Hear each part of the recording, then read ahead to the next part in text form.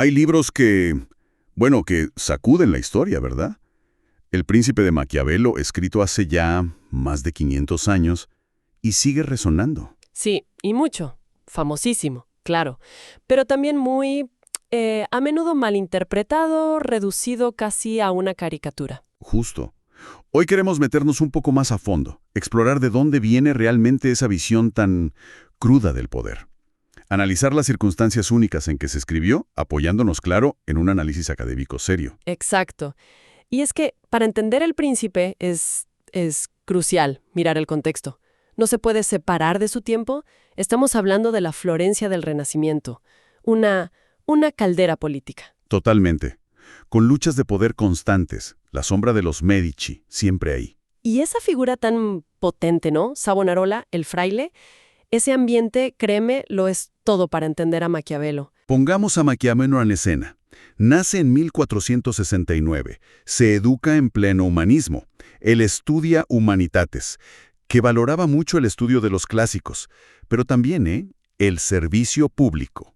Claro, y eso le abre las puertas. Le facilita entrar en la Segunda Cancillería florentina en 1498, justo después de la caída del régimen de Savonarola.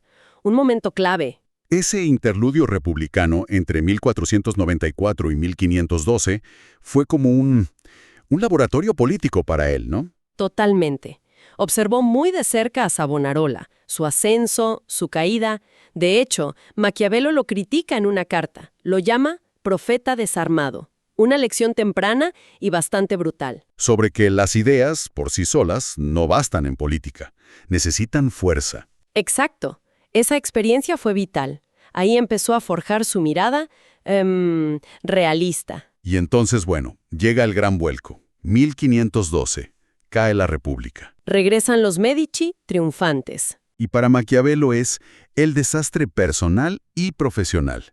Lo destituyen, lo acusan de conspirar. Lo encarcelan, incluso lo torturan. Imagínate el cambio. De ser un funcionario influyente a estar confinado en San Casiano en el campo. Exiliado. Y es precisamente ahí, en ese confinamiento, en 1513, cuando escribe El Príncipe. Ahí está. Y eso nos lleva al propósito inmediato del libro, ¿no? Sí, en gran medida es una jugada maestra. Una carta de presentación increíblemente astuta dirigida a los Medici. Les está diciendo básicamente, miren, perdí mi puesto, sí, pero no perdí mi conocimiento, mi experiencia. Les ofrece su experiencia de las cosas modernas y su repetida lectura de las antiguas. Lo dice así en la dedicatoria a Lorenzo de Medici, el nieto. Justo. Y hay una frase ahí que es reveladora. Dice algo como, para conocer bien la naturaleza de los pueblos hay que ser príncipe y para conocer la de los príncipes hay que ser del pueblo. O sea, intenta demostrar su valía desde su posición, desde abajo. Exactamente.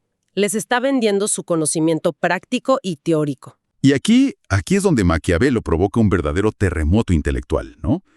Separa radicalmente la política de la moral tradicional y de la religión.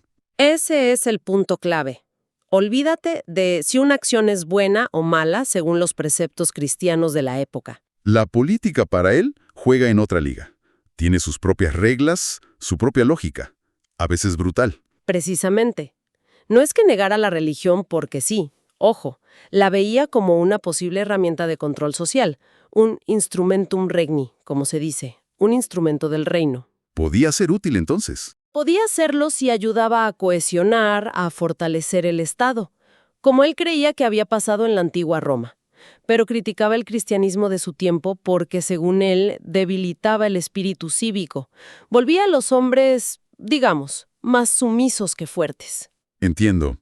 Rompe entonces de lleno con la idea de que el poder viene de Dios, del derecho divino. Totalmente. Para Maquiavelo, el poder efectivo, el real, se construye aquí, en la tierra. Es una mezcla de acción humana decidida, eso que llama virtud. Que no es virtud moral, es más bien habilidad, audacia, capacidad de adaptación. Mezclado con la fortuna, el azar, las circunstancias que uno no controla del todo. Exacto. Virtud y fortuna, la combinación clave. Y por eso le interesan tanto los principados nuevos, esos que se crean desde cero, a menudo con astucia y violencia.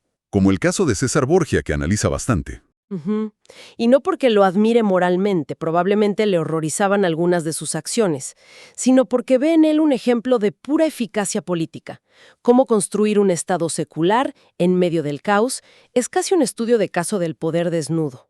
Claro.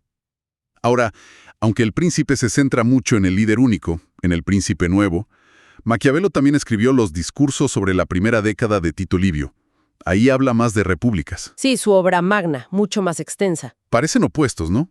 Principado por un lado, república por el otro. A primera vista sí, pero si miras más a fondo, la perspectiva es la misma, un realismo implacable. ¿En qué sentido? Bueno, en los discursos analiza cómo mantener una república estable, las condiciones para que funcione. Y en El Príncipe, analiza qué se necesita cuando la situación es desesperada, cuando hay que crear orden de la nada o salvar un Estado corrupto. Y a veces para eso se necesita un líder fuerte, quizás sin muchos escrúpulos. Exacto. Adapta el análisis a la circunstancia. El fin, la estabilidad, la supervivencia del Estado. Justifica medios distintos según el contexto. Y de ahí viene, claro, la mala fama, el término maquiavélico. Sí. Sinónimo de calculador, de amoral, de traicionero. La Iglesia lo condenó. Su libro terminó en el índice de libros prohibidos. Se creó toda una leyenda negra a su alrededor. Pero, Pero su influencia fue enorme, aunque fuera subterránea al principio. sin duda, pensadores posteriores, incluso los que lo criticaban, reconocieron su genio incómodo. Fue de los primeros en mirar el poder a los ojos, sin filtros morales, y describir lo que veía. Analizó la lógica pura de la construcción del Estado moderno. Entonces, resumiendo un poco, El Príncipe no es un tratado filosófico en el aire. Nace de una crisis muy concreta, personal y política de Maquiavelo. Exacto. Y su gran originalidad está en esa mirada, secular, pragmática, casi científica sobre el poder. Ajá, separándolo de la moral religiosa dominante en su época. Es realismo puro, basado en la experiencia directa y en el estudio de la historia. Un enfoque que sigue generando debate. Definitivamente. Y eso nos deja pensando, ¿no? Han pasado 5 siglos desde esto, esta visión del poder tan directa, que distingue entre lo que es políticamente eficaz y lo que es moralmente deseable, sigue vigente hoy. Podemos ver ecos de esa lógica maquiavélica en las dinámicas políticas actuales, más allá de los discursos idealistas que escuchamos. Sigue siendo una herramienta útil, aunque incómoda, para entender cómo se juega realmente el juego del poder en nuestro mundo. Una pregunta para reflexionar.